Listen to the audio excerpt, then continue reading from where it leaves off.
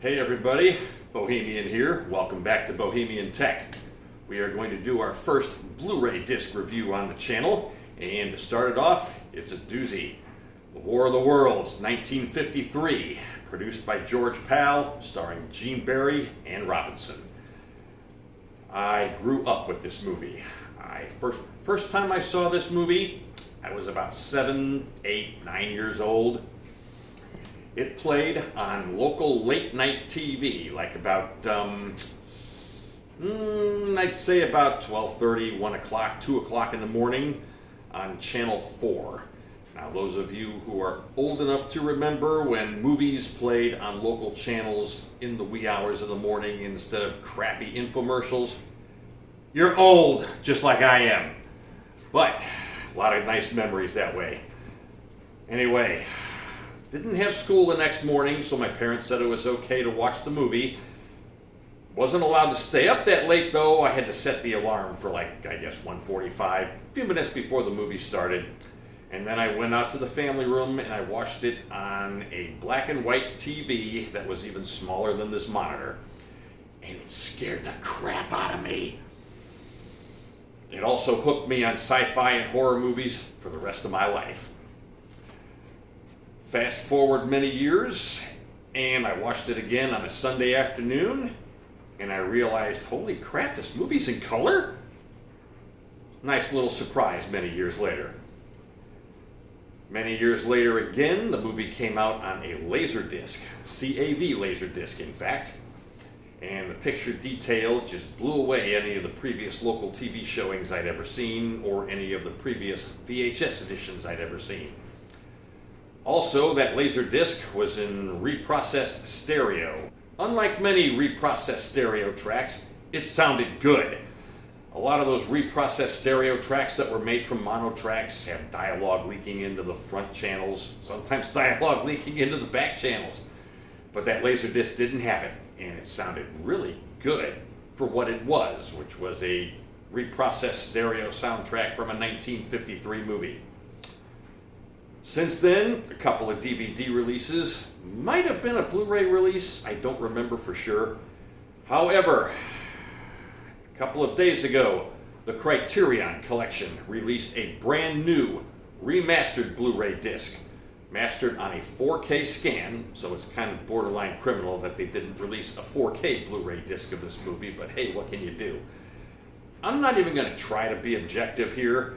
I love this movie, and I'm pretty sure I'm going to love this disc. I mean, take a look at some of the features it's got. Here's the War of the Worlds page on Criterion's website. Now, normally I prefer the original theatrical art packaging discs, but I have to admit, this cover looks kind of cool. But look at the special stuff they put on this disc. This is a brand new 4K digital restoration with an uncompressed binaural soundtrack on the Blu-ray. A new stereo surround soundtrack, in fact a 5.1 surround soundtrack, in DTS HD Master Audio. Commentary with filmmaker Joe Dante, who did the Gremlins movies, and a couple of other guys. A show called Movie Archaeologists, a new program on the visual and sound effects in the film. A program about the film's restoration, which ought to be awesome. An audio interview with producer George Pal from 1970. A 2005 documentary about the making of the movie. The original Orson Welles radio version of The War of the Worlds in 1938 that actually caused a nationwide panic because nobody realized it was just a radio play. And a radio discussion in 1940 between Orson Welles and H.G. Wells, who originally wrote the book. And the trailer, English subtitles, and an essay by film critic Jay Hoberman. All in all, this looks like it's going to be a fantastic package. Movie runs 85 minutes, in color, aspect ratio of 1.37 to 1, which means there are going to be black bars on the left and right side of the screen on newer TVs. Okay, this is a closer look at the disc jacket itself. I normally prefer original theatrical artwork to be on the disc, but I have to admit this artwork looks kind of cool. Let's quick open this up. This is going to be a quick perfunctory unboxing because this isn't a gigantic box set or anything. I don't really expect to see anything in here besides the disc itself and maybe a booklet. Got some nice artwork there.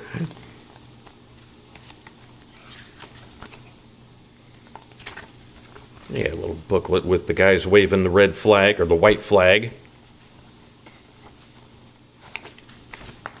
Little informative booklet here about the restoration, thanks and acknowledgments and production credits. All right, I'm going to pop the disc in.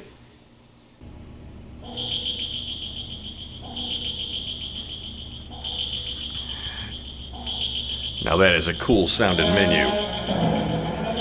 That is a really cool sounding menu.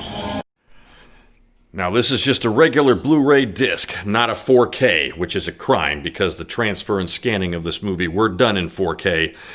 But hey, what can you do? But even without the HDR of a 4K release, the black levels on this disc are amazing. I cannot even tell where the vertical black bars on the sides end and the movie actually begins. This is a movie that was filmed in an aspect ratio of 1.37 to 1 and has vertical black bars on the sides. But on these outer space shots, you can't even see them. The blacks are just that good on this disc. Now, on the camera, on the video here, you can see some black on the top of the screen that doesn't look so black. That is just a reflection of my room in the TV. It's not on the disc itself. The disc itself looks amazingly nice and black.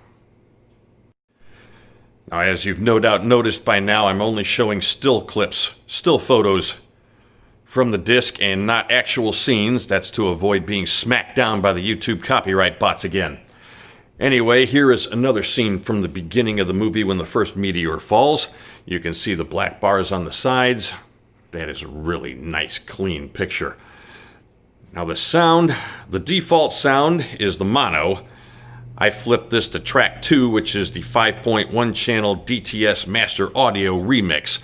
I'm normally a little leery of surround remixes from a mono track because they usually have dialogue leaking into the surround channels and leaking into the effects channels, and I can't stand that. But this movie has not had that at all. Dialogue is strictly locked in the center.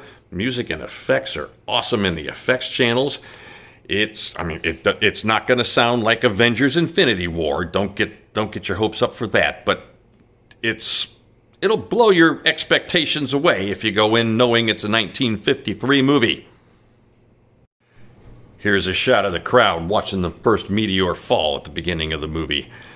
I like the fact that there's a very light layer of film grain. It shows they didn't use any noise reduction. Now, a lot of other discs, the studio used noise reduction to get rid of the film grain, make it clean, and in the process of getting rid of the film grain, a lot of them have taken a lot of the detail out. Not this time. There's a light layer of film grain and lots of detail, and even with the light layer of film grain, it still looks really clean.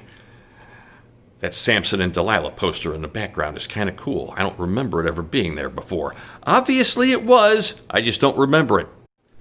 Now this is a great scene in this movie. The other two guys are walking away. This guy's looking at the meteor one last time, thinking he's going to go away too. And the lid starts unscrewing in the back surround channels. I've seen this movie at least 20, maybe even 30 times, and that made me jump. I can't think of a higher compliment to give a soundtrack than the fact that it made me jump all over again, just like it was the first time I've ever seen a movie. Again, this is a regular Blu-ray and not a 4K Blu-ray, but the colors on this disc almost look like the disc is in HDR, even though it's not. I'm seeing blacks, whites, and just detail and a cleanliness that's phenomenal, but still keeps the little layer of film grain that lets you know it's a movie from 1953. Special effects are awesome in the surround speakers without leaking from one speaker to another speaker. The extra resolution of the Blu-ray compared to previous video versions actually makes this shot look kind of cheesy. But it lends to its charm. This is another one of my favorite scenes in the movie, and sure enough here too, the higher resolution of the Blu-ray disc compared to all those other SD formats I've seen this movie in before shows how kind of cheesy the effects work is. The shot of Gene Barry and Ann Robinson running away was obviously matted on top of the effects work of the Martian craft destroying the house, which was done at a different time. Once again, just sort of adds to the movie's charm, in my opinion.